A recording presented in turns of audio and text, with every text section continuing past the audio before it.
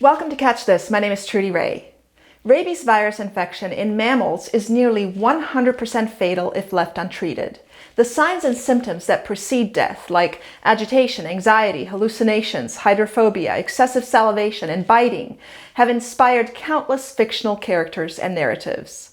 The death earlier this year of a British woman who was scratched by a rabid stray puppy while vacationing in Morocco has brought this virus back into the spotlight, and it highlights the importance of practicing caution when interacting with feral animals. In this video, I will discuss rabies virus, as well as the available treatments and vaccines. Don't go away.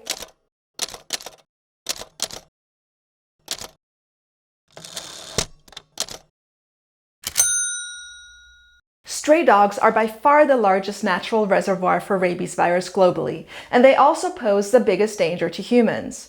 Mass vaccination campaigns for domestic dogs and oral rabies vaccines distributed to wild dogs through food baits have drastically reduced the incidence of canine rabies in the US. Nevertheless, rabies virus still circulates in other wildlife, including in bats, raccoons, skunks, foxes, and coyotes. Rabies virus is typically transmitted through the bite of an infected animal, but exposure can also occur through indirect contact with the animal's saliva.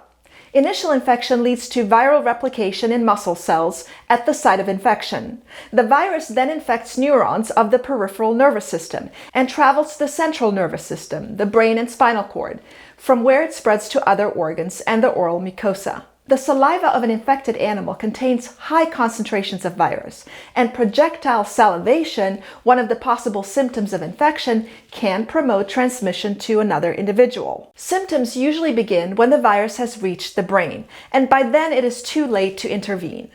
Most infected mammals die within days to weeks of exposure, and the length of time depends on the distance of the infecting bite from the brain. For example, a bite on the neck allows less time for medical intervention than a bite on the foot because of the proximity of the infected site to the brain and the potential for faster viral transmission to the central nervous system.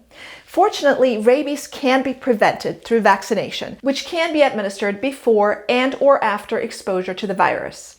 A vaccine developed by Louis Pasteur in 1885 was initially tested on a 9-year-old boy who had been mauled by a rabid dog. The vaccine consisted of different preparations of rabbit-derived rabies virus containing spinal cord tissue, which had been dried for various lengths of time.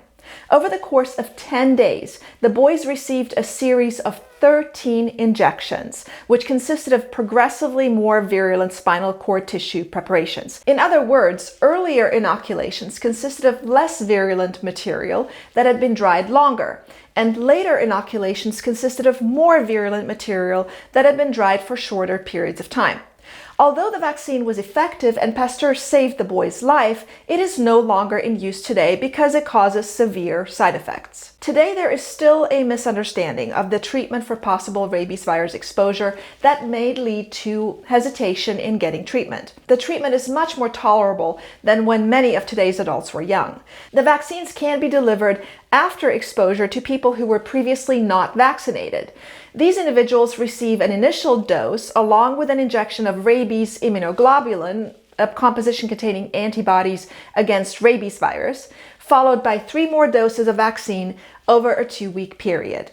Post-exposure vaccination should begin as early as possible, ideally the day of the incident. The vaccine is more than 99% effective if administered within the recommended post-exposure timeline. The rabies vaccines in current use consist of inactivated rabies virus that has been grown in embryonated chicken eggs or in cell culture. Virus isolated from the infected eggs or cells is concentrated, purified, and inactivated using chemicals, irradiation, or heat. These vaccines are therefore very safe. To prevent rabies prior to exposure, typically in people living in areas where the virus is common or in veterinarians or researchers who are at high risk of exposure, the vaccines are given in 3 doses over the course of 1 month. Vaccinated people who are later infected should receive 1 additional vaccine dose after exposure. There are only 2 documented cases of recovery from rabies without vaccination. Both of these individuals were subjected to induced coma to suppress brain activity and potentially slow the progression of the virus to the brain. They were then given antiviral medications and underwent intensive supportive care, which included ventilation and monitoring and/or managing numerous possible complications. This treatment approach is also known as the Milwaukee Protocol, and it is not endorsed by the scientific community or the World Health Organization because it is costly and has not met with consistent success. An estimated 60,000 people die from rabies each year worldwide, although the number is likely higher because of inadequate reporting. Illness and mortality in infected people are highly preventable if vaccines are given promptly after exposure. If you come in contact with an animal who could potentially be infected with rabies virus, you should seek immediate medical attention. Even if you aren't certain of exposure, for example, if you find a wild animal in your house and you're unaware of contact, it is still better to receive the treatment for the 100% fatal rabies disease. And if you have cats in your home, you should vaccinate them against rabies, even if they are exclusively indoor cats, just in case they come in contact with other animals. That's it for today. Thanks for listening. My name is Trudy Ray, and I will see you next time on Catch This.